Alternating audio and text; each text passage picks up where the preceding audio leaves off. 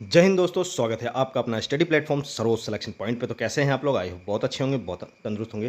तो दोस्तों, आज का हमारा जो टॉपिक है यानी कि 23 अगस्त first meeting, Uttar Pradesh police constable 23 अगस्त फर्स्ट मीटिंग का हम जीएस का पूरा यहाँ पर जो है एनालिसिस लेके आए हैं। यानी कि जीएस के आपको कंप्लीट एनालिसिस मिलेगा, वो भी 100% बिल्कुल सटीक आंसर, एकदम अच्छे आंसर और सही तरह के आंसर आपको देखने को मिलेंगे। तो जल्दी जल्दी सभी बच्चे अपना जीएस का जो पोर्शन है वो यहाँ पर कंप्लीट करेंगे। इसके बाद हम हिंदी का पोर्शन लेके आएंगे। तो जीएस के जितने भी क्वेश्चन थे यहाँ पे कंप्लीट करिएगा, बिल्कुल सटीक 100% आंसर मैं लेके आया हूँ। चलिए देखते हैं। तो यहां देखते हैं क्वेश्चन में क्या कहता है। द स्कारलेट लेटर किसने लिखी? द स्कारलेट लेटर किसने लिखी? तो किसने लिखा था ये? चलिए देख लेते हैं। तो ये किसने लिखा था दोस्तों? ये लिखा था नथानिएल हार्थोर्न। ठीक है, ऑप्शन डी इसका बिल्कुल राइट आंसर है, नथानिएल हार्थोर्न। ठीक है, याद रखिएगा। तो आप लोग अपने अपने सबका अलग अलग होगा, क्वेश्चन इधर उधर होंगे सबके, तो आप आंसर से आप मिला लेंगे। ठीक है, नथानिएल हरथोर्न जो थे वो द स्कारलेट लेटर इन्होंने लिखी थी। ठीक है, याद रखिएगा। अगला क्या कहता है, चलिए देखते हैं अगला क्या कहता है।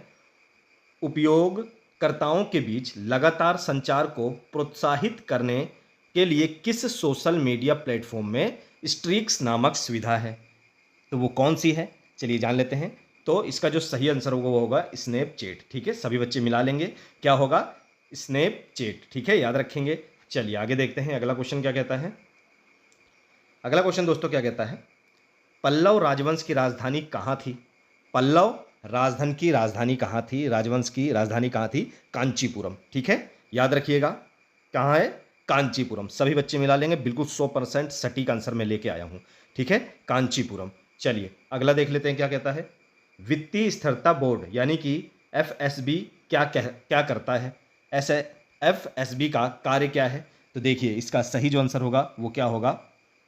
इसका सही आंसर होगा यह वित्तीय स्थिरता सुनिश्चित करता है। ठीक है, यह वित्तीय स्थिरता सुनिश्चित करता है। ठीक है, याद रखेंगे।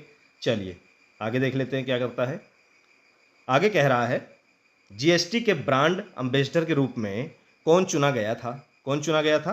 तो अमिताभ बच्चन। ठीक है, जीएसटी के ब्रांड एम्बेसडर के रूप में कौन चुना गया था? अमिताभ बच्चन बिल्कुल सही आंसर होगा, याद रखिएगा। चलिए अगला क्या कहता है, निम्नलिखित में से कौन सी रेखा फ्रांस और जर्मनी की सीमा के बीच में है? तो कौन सी रेखा है वो, कौन सी लाइन है? चलिए जान लेते हैं। तो याद रखेंगे वो कौन सी लाइन है, तो वो दोस्तों है सिगफ्रीड। कौन सी? Siegfried line. ठीक है, याद रखेंगे, सिगफ्रीड लाइन। ठीक है, याद रखेंगे। एक और लाइन होती है फ्रांस और जर्मनी के बीच में जिसे कहते हैं मेजी नोट। क्या कहते हैं? मेजी नोट रेखा। ठीक है, याद रखिएगा। और 49वीं पैरेलल लाइन कौन सी होती है? यह है संयुक्त राज्य अमेरिका और कनाडा के बीच की लाइन है। मोस्ट इंपॉर्टेंट है, ये भी कई बार एग्जामों में पूछा है। आप अपने अगले एग्जाम के लिए इसकी तैयारी कर सकते हैं। ठीक है, याद रखेंगे, क्वेश्चन नोट करिएगा। तो हमारा क्वेश्चन फ्रांस और जर्मनी के बीच में तो सिगफ्रीड लाइन। ठीक है, याद रखिएगा। चलिए अगला देख लेते हैं क्या कहते हैं। विदेश व्यापार महानिदेशालय DGFT किस मंत्रालय के अंतर्गत आता है? किस मंत्रालय के अंतर्गत आता है? तो किस? तो याद रखेंगे वाणिज्य एवं उद्योग मंत्रालय। कौन सा? वाणिज्य एवं उद्योग मंत्रालय। ये एकदम सटीक आंसर है, याद रखिएगा। चलिए आगे देखते हैं। अगला क्या कहता है, परमाणु ऊर्जा के उत्पादन के लिए कौन सा तत्व आवश्यक है? परमाणु ऊर्जा के उत्पादन के लिए कौन सा तत्व आवश्यक है? तो ऑप्शन डी यूरेनियम। ठीक है, यूरेनियम आप लोग यहां पर बिल्कुल सही करेंगे। अगला, नोएडा उत्तर प्रदेश के किस जिले के अंतर्गत आता है? नोएडा उत्तर प्रदेश के किस जिले के अंतर्गत आता है? तो ये आता है गौतम बुद्ध नगर। ठीक है, गौतम बुद्ध नगर के अंतर्गत आता है नोएडा, याद रखिएगा। ठीक है, चलिए अगला क्या कहता है। चलिए अगला देखते हैं क्या कहता है। अगला कहता है विश्व डाक दिवस मनाया जाता है। बहुत ही अलग टाइप का क्वेश्चन है, कई बच्चे इसमें कंफ्यूज भी होंगे और गलत भी लगा के आए होंगे। यहाँ पे इसने पूछा है विश्व पूछ लिया है। ठीक है, ना कि राष्ट्रीय डाक दिवस या भारतीय डाक दिवस पूछा है, विश्व पूछा है।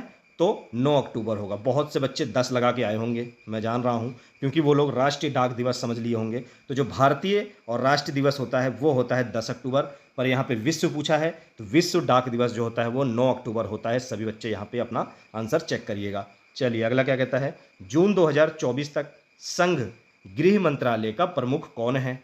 कौन है? तो यहाँ पे क्वेश्चन थोड़ा सा टेढ़ा करके पूछा है, बहुत से बच्चे कंफ्यूज हुए होंगे। यहाँ सीधा सीधा आपसे पूछ रहा है कि गृह मंत्री कौन था या कौन है। ठीक है, जून 2024 का गृह मंत्री कौन था? गृह मंत्रालय का जो हेड होता है वो गृह मंत्री होता है। ठीक है, संघ पूछ रहा है यानी कि केंद्र का, देश का। ठीक है, तो कौन? अमित शाह। कौन है गृह मंत्री? अमित शाह। ठीक है, याद रखिएगा। चलिए आगे देखते हैं क्या कहता है। आगे आपसे कह रहा है इंडियन नेशनल कांग्रेस की स्थापना किस वर्ष हुई? किस वर्ष हुई? तो ये हुई थी 1885। ये सिंपल क्वेश्चन आपसे पूछ लिया है, कई बार एग्जाम में पूछा गया है। इसका आंसर सभी बच्चे सही करके आए होंगे। चलिए अगला क्या कहता है, भारत का पहला हवाई अड्डा कहाँ स्थित? तो ये दोस्तों मुंबई। ठीक है, भारत का पहला हवाई अड्डा जो स्थित था वो था मुंबई। ठीक है, याद रखिएगा। चलिए आगे चलते हैं, अगला देखते हैं क्या कहता है। भारत में व्यवसायों के लिए सेवाओं हेतु जीएसटी पंजीकरण के लिए थ्रेशोल्ड लिमिट सीमा क्या है? लिमिट सीमा क्या है? ये है 20 लाख। ठीक है, याद रखेंगे 20 लाख। ये मतलब 2-4-5 महीने पहले का पूछा हुआ है। अब अगर अगला एग्जाम आपका कोई आएगा तो वहाँ पे 40 लाख हो गया है। ठीक है, 40 लाख हो गया है, पर अभी का जो आंसर है वो है 20 लाख, क्योंकि ऑप्शन में 40 लाख नहीं है। ठीक है, याद रखेंगे। तो 20 लाख आपका बिल्कुल सही है। चलिए अगला क्या कहता है, दुर्भावनापूर्ण फाइलों वाली छवियों का उपयोग हैकर को आपके खाते की जानकारी चुराने या आपके कंप्यूटर को संक्रमित करने में मदद करने के लिए किया जाता है। तो क्या किया जाता है? तो याद रखेंगे इमेज फिशिंग। ठीक है, इमेज फिशिंग। ठीक है, याद रखेंगे। चलिए आगे बढ़ते हैं, अगला क्वेश्चन क्या कहता है, क्रोएशिया गणराज्य की राजधानी क्या है? तो क्रोएशिया की जो राजधानी है वो क्या है? जाग्रेब। ठीक है, जाग्रेब। ठीक है, याद रखेंगे। चलिए आगे क्या कहता है, आतंकवाद से लड़ने में सूचना साझा करना किन तरीकों से महत्वपूर्ण हो सकता है? तो किन तरीकों से हो सकता है? तो याद रखेंगे ये हो सकता है अन्य देशों के साथ संबंधों में सुधार। ठीक है, याद रखेंगे अन्य देशों के साथ संबंधों में सुधार। ठीक है, याद रखेंगे। चलिए आगे बढ़ते हैं, अगला क्वेश्चन क्या कहता है, भारत के किस पड़ोसी देश को थंडर ड्रैगन की भूमि के नाम से जाना जाता है? तो किसे जाना जाता है? ये जाना जाता है भूटान को। ठीक है, थंडर ड्रैगन की भूमि के नाम से भूटान को जाना जाता है, याद रखेंगे। चलिए अगला क्या कहता है, निम्नलिखित में से कौन सा सोशल मीडिया प्लेटफॉर्म नहीं है? कौन सा नहीं है? इंस्टाग्राम भी है, ट्विटर भी है, फेसबुक है, तो गूगल जो है वो सोशल मीडिया नहीं है। ठीक है, याद रखेंगे। चलिए अगला कहता है, निम्नलिखित में से किस प्रकार का प्रदूषण संवर्ध त्वरित यूट्रोफिकेशन है? कौन सा है? जल प्रदूषण है। ठीक है, याद रखेंगे। तो जल प्रदूषण इसका आंसर 100% बिल्कुल राइट आंसर है, याद रखिएगा। चलिए अगला क्वेश्चन कहता है, 1946 के विमुद्रीकरण के दौरान आरबीआई के गवर्नर कौन थे? तो दोस्तों 1943 से लेके 1949 तक कौन था? चिंतामण द्वारकानाथ देशमुख। ठीक है, याद रखिएगा। तो 1946 में भी यही रहे होंगे। ठीक है, तो आपका ऑप्शन सी यानी कि चिंतामण द्वारकानाथ देशमुख 100% राइट आंसर है। ठीक है, याद रखिएगा। चलिए आगे अपना अपना चेक कर लीजिएगा आप लोग। चलिए आगे क्या कहता है, भारतीय संविधान का कौन सा भाग राज्य के नीति निर्देशक सिद्धांतों से संबंधित है? तो कौन सा भाग है? वो है भाग 4। ठीक है, कौन सा भाग है? भाग 4 है। ठीक है, याद रखिएगा कौन सा भाग है। तो इसका जो राइट आंसर होगा वो क्या होगा? भाग 4। ठीक है, अनुच्छेद पूछ लेता आप लोगों से, अनुच्छेद अगर पूछता तो कितना हो जाएगा? 36 से 51। ठीक है, याद रखेंगे। चलिए अगला क्या कहता है, पुस्तक अ लाइफ मिस स्पेंट किसके द्वारा लिखी गई है? तो याद रखेंगे ये लिखी गई है सूर्यकांत त्रिपाठी निराला। ठीक है, सूर्यकांत त्रिपाठी निराला के द्वारा लिखी गई है। ठीक है, याद रखेंगे। चलिए आगे बढ़ते हैं, आसमान के नीलेपन का मुख्य कारण क्या होता है? क्या होता है? तो याद रखेंगे वायु के अणुओं द्वारा सूर्य के प्रकाश का प्रकीर्णन या बिखराव। ठीक है, याद रखेंगे। चलिए आगे देखते हैं, अगला क्वेश्चन क्या कहता है, रमन सुब्बा राव जिनका हाल ही में निधन हो गया किस खेल से जुड़े थे? तो ये किस खेल से जुड़े थे? तो ये थे क्रिकेट से। ठीक है, इंग्लैंड टीम में खेलते थे, ये इंग्लैंड की टेस्ट टीम में खेलते थे। ठीक है, याद रखेंगे क्रिकेट से इनका संबंध है। चलिए आगे चलते हैं, अगला कहता है, प्रायद्वीपीय भारत की सबसे लंबी नदी का क्या नाम है? तो क्या नाम है? गोदावरी। ठीक है, क्या नाम है? गोदावरी। मिला लीजिएगा आप लोग। चलिए अगला क्या कहता है, NHRC का पूर्ण रूप क्या है? NHRC का पूर्ण रूप क्या है? तो इसका पूर्ण रूप क्या है? तो याद रखेंगे, इसका पूर्ण रूप है नेशनल ह्यूमन राइट्स कमीशन, ठीक है, India. National human rights commission India इसका पूर्ण रूप है, जिसको हिंदू अनुवाद क्या है? राष्ट्रीय मानवाधिकार आयोग, ठीक है। जिन भी बच्चों ने मेरी मानवाधिकार वाली वीडियो देखी होगी, 100% उन बच्चों का मानवाधिकार से कोई भी क्वेश्चन गलत नहीं होगा। हमने मानवाधिकार की जो वीडियो हमने डाली हुई है अपने चैनल पे, आप प्लेलिस्ट में जाके देख सकते हैं वहाँ पर। दोस्तों, इस वीडियो में मैं लिंक भी डाल दे रहा हूँ और मैं आपको बताना चाह रहा हूँ कि मानवाधिकार से जितने भी इम्पोर्टेंट क्वेश्चन मैंने आपने देखा होगा, इस यानी कि 23 की फर्स्ट शिफ्ट में मानवाधिकार से 2 क्वेश्चन आए हुए हैं, ठीक है। मानवाधिकार से 2 क्वेश्चन आए हैं, तो मानवाधिकार के मैंने कंप्लीट क्वेश्चन, दोनों के दोनों क्वेश्चन उस वीडियो में आपको देखने को मिलेंगे। उस वीडियो में मैंने मानवाधिकार की संपूर्ण क्वेश्चन करवाए हैं, उससे बाहर आपसे पूछेगा ही नहीं। जितनी भी शिफ्टों में मानवाधिकार आएगा, आप मानवाधिकार की हमारी वीडियो जाके देख लीजिए, आपको हर शिफ्ट में वहाँ से क्वेश्चन देखने को मिलेंगे। इस शिफ्ट में आपने देखा होगा 2 क्वेश्चन मिले हैं। ना विश्वास हो रहा हो, आप मैं डिस्क्रिप्शन बॉक्स में आप लिंक पे जाइए, वहाँ आप चेक कर सकते हैं वीडियो में कि ये 2 क्वेश्चन वहाँ पर हैं कि नहीं है, ठीक है। याद रखेंगे तो अच्छे से पढ़िएगा। चलिए आगे बढ़ते हैं। और हाँ, पुरस्कार रचनाएं भी आपसे पूछी गई है, तो पुरस्कार और रचनाएं जितनी भी इस वीडियो में आप देखेंगे, जितनी भी आज के पेपर में यानी कि 23 की फर्स्ट शिफ्ट में पूछा हुआ है, आप दोस्तों जाके देख सकते हैं हमारी वीडियो। रचनाएं पूरी कंप्लीट रचनाएं हैं और जितने क्वेश्चन आए हैं सब हमारी वीडियो में, उससे बाहर एक भी नहीं है, इस बात की मैं गारंटी देता हूँ। आप जाके वीडियो पर देख सकते हैं वहाँ पर, ना विश्वास आप लोगों को हो रहा हो तो। चलिए अगला क्वेश्चन क्या कह रहा है? वर्ष 1985 को कौन सा अंतर्राष्ट्रीय वर्ष घोषित किया गया था? कौन सा घोषित किया गया था? युवा, ठीक है, याद रखेंगे, युवा घोषित किया गया था। चलिए अगला क्वेश्चन, अनुसंधान विधियां उत्तरदाताओं की प्रतिक्रियाओं के आधार पर उनसे गहन और आगे की जांच और पूछताछ करने में सहायता करती है, तो गुणात्मक, ठीक है। गुणात्मक आपका क्या है? बिल्कुल राइट आंसर होगा। चलिए आगे बढ़ते हैं। अगला क्या कहता है? BRI का पूर्ण रूप क्या है? BRI का पूर्ण रूप क्या है? तो याद रखेंगे, बेल्ट एंड रोड इनिशिएटिव, ठीक है। बेल्ट एंड रोड इनिशिएटिव आपका बिल्कुल सही आंसर है, मिला लीजिएगा आप लोग। चलिए अगला क्या कहता है? विशिष्ट व्यक्तियों को उस संगठन की सुरक्षा को खतरे में डालने की कोशिश करता है जिसके लिए वे काम करता है, ठीक है।